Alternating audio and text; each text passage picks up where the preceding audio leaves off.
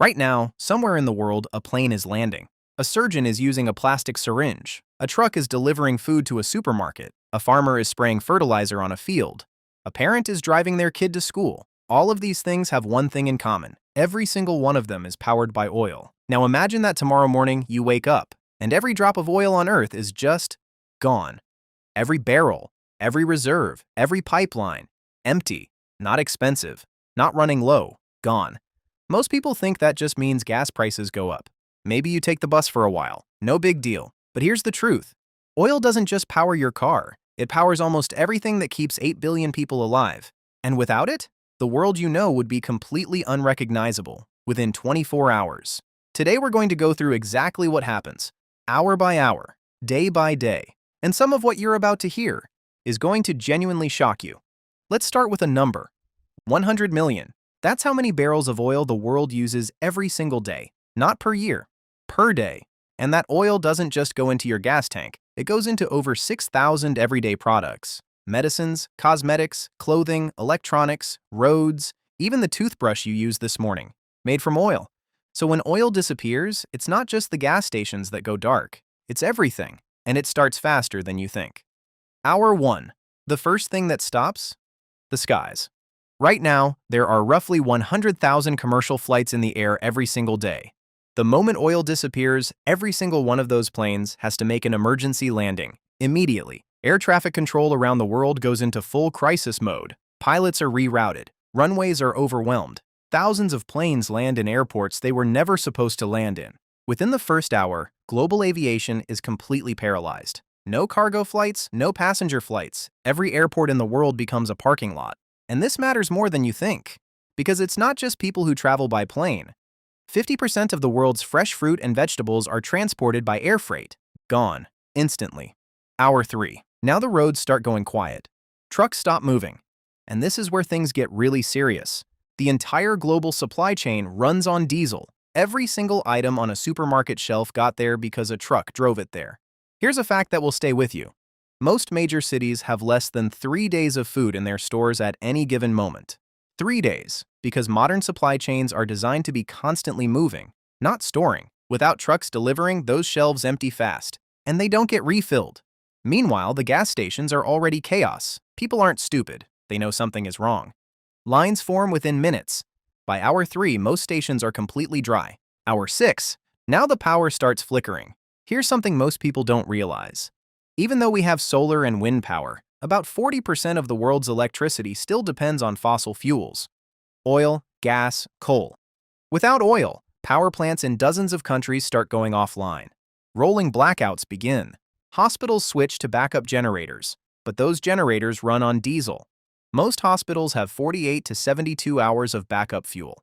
After that, the machines keeping people alive start turning off. Ventilators, operating rooms, refrigeration for medicines and vaccines.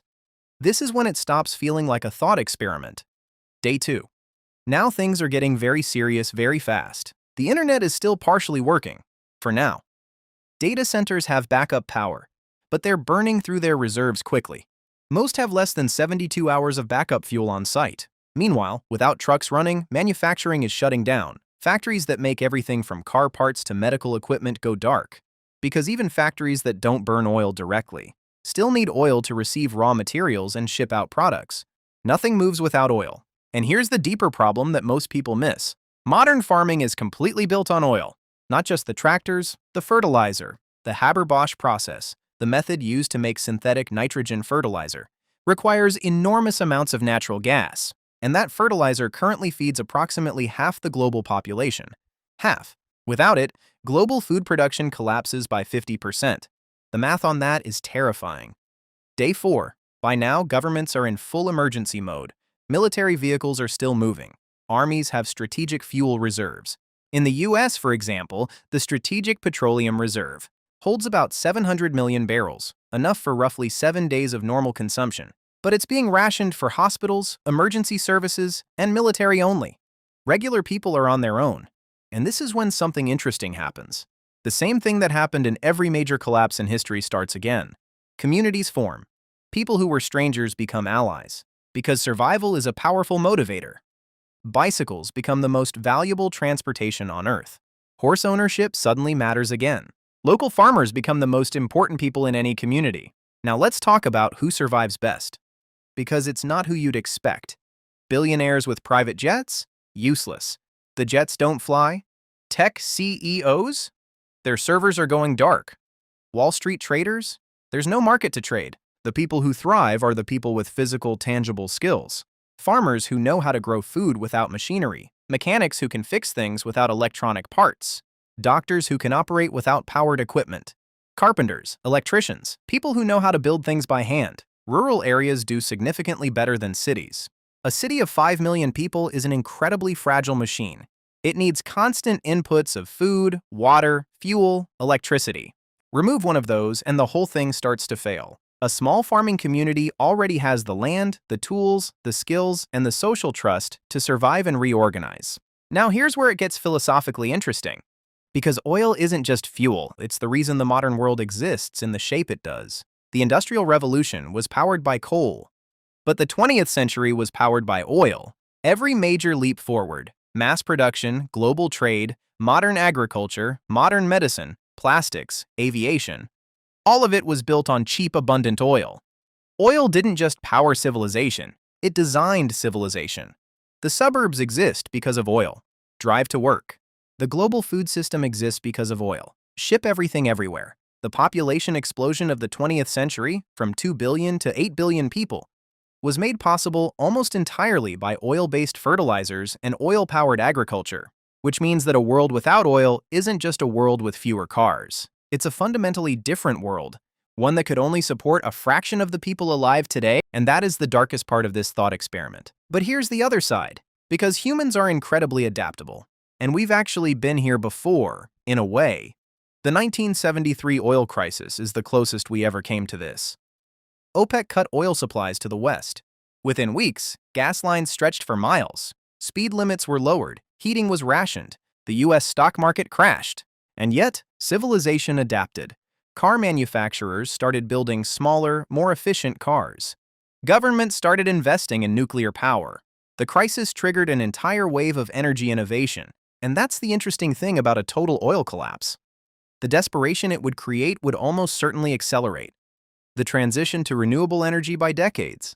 Solar panels, wind turbines, hydrogen fuel cells, electric everything. Technologies that exist right now but are too cheap to fully compete with oil would suddenly become the most important things on Earth. Within months, if civilization survived the chaos, you'd see the fastest energy revolution in human history. Not because people chose to change, because they had absolutely no other option. So what's the actual takeaway here? Oil isn't just a resource. It's the skeleton of modern civilization. Every city, every supply chain, every hospital, every meal. Built on the assumption that oil will always be there. And here's the thing. Oil will run out, eventually. Not tomorrow, not next year. But geologists estimate that at current consumption rates, known oil reserves could be depleted within 50 to 100 years. We're not in a hypothetical, we're in a slow-motion version of this exact scenario. The question isn't if the world has to move beyond oil. The question is whether we do it on our terms, slowly, planned, with time to adapt. Or whether we wait until the wells run dry and find out the hard way, just how many things run on oil. And maybe that's the real reason this thought experiment matters. Not because oil disappears tomorrow, but because it makes you realize we built the entire modern world on one single resource, and we never really built a plan for what happens when it's gone. So, what would you do? If tomorrow morning you woke up and the oil was gone, where would you go? What skills do you have? Who would you trust? Drop it in the comments. I genuinely want to know. Go check out my last video about what would happen if money just disappeared. I promise you will be very surprised. Hit the red button. It helps a lot. It's the one thing that doesn't run on oil.